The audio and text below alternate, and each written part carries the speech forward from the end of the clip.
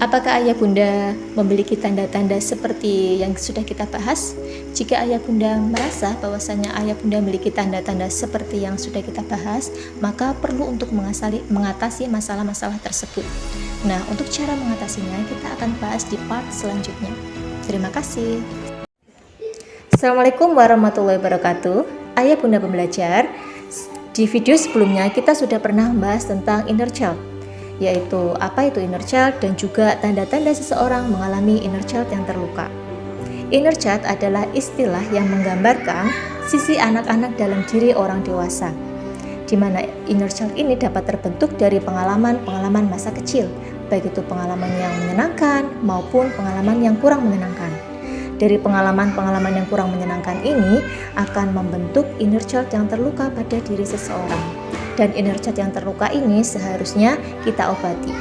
Ya, sebagaimana saat kita mengalami luka pada fisik kita, kita akan memberikan obat yang terbaik ya bagi tubuh kita. Nah, ini juga sama dengan saat kita mengalami luka pada jiwa kita atau psikis kita, maka seharusnya kita obati. Jangan kita abaikan, kita kubur dalam-dalam, karena ini justru akan mendominasi inner child yang terluka ini akan mendominasi bagaimana cara kita bersikap ya, akan mempengaruhi saat kita menjalin hubungan dengan orang lain maupun saat kita membuat sebuah keputusan. Nah, ada beberapa langkah yang bisa kita lakukan untuk mengobati inner child kita yang terluka ini. Sebelum kita self-healing atau kita menyembuhkan diri kita sendiri, maka alangkah lebih baik kalau kita dalam kondisi yang rileks ya. Ini bisa kita lakukan salah satunya dengan cara kita sholat terlebih dahulu. Ya, sebagai muslim kita sholat terlebih dahulu. Karena saat kita takbir, itu gelombang otak yang awalnya di beta ya, dalam kondisi tegang, itu akan berubah menjadi alfa atau dalam kondisi rileks. Jika sholat ini dilakukan dengan kondisi yang tumakninah atau dilakukan dengan khusyuk. Langkah selanjutnya adalah recalling. Ingat kembali kejadian-kejadian atau pengalaman-pengalaman masa kecil yang membuat diri kita itu terluka atau jiwa kita itu terluka. Bentuknya seperti apa secara detailnya? Apakah saat kita dimarahi oleh orang tua kita, atau saat kita melihat kejadian kekerasan di dalam rumah tangga, atau saat kita kurangnya mendapatkan perhatian maupun kasih sayang dari orang tua kita sehingga kita merasa terabaikan. Nah, kita perlu mengetahui bentuk dari inner child kita.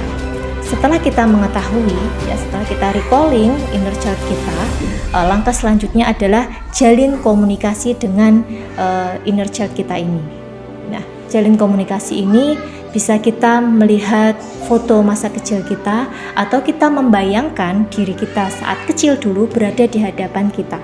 Kemudian kita ajak dia bicara ya dengan menggunakan kata-kata yang suportif atau menenangkan seperti aku mencintaimu, kamu sungguh berharga bagiku, aku akan selalu berada di dekatmu, aku selalu mendengarkan cerita-ceritamu dan lain sebagainya.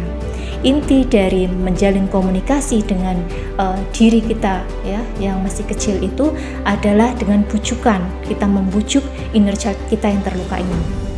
Nah, setelah kita menjalin komunikasi ayah bunda ya, saat kita menjalin komunikasi ini ya, saat kita recalling maupun menjalin komunikasi, mungkin akan muncul yang namanya perasaan sedih, kecewa, marah.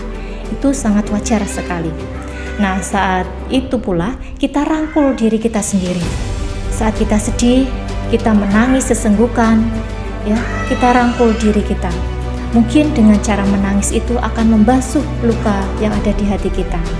Dengan rasa kecewa maupun kecewa maupun marah yang sedang kita hadapi, maka kita bisa dengan cara beristighfar ya, berulang kali beristighfar, meminta maaf ya pada diri kita yang dulu, yang dia mungkin merasa kesepian, mungkin dulu dia merasa bersalah, seperti itu. Self healing ini tidak hanya dilakukan sekali ya ayah bunda, tapi kita bisa rutin melakukan berhari-hari, mungkin bisa ada sebulan atau 2 bulan hingga kita benar-benar merasa sudah sembuh ya, yaitu salah satu tandanya kita bisa melepaskan inner child kita yang terluka. kita bisa ikhlas menerima ya.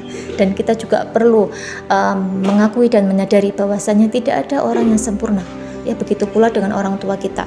Mungkin selama mendampingi tumbuh kembang kita ya, saat kita masih kecil, ada banyak kekurangan dari pola asuh yang diterapkan oleh orang tua kita.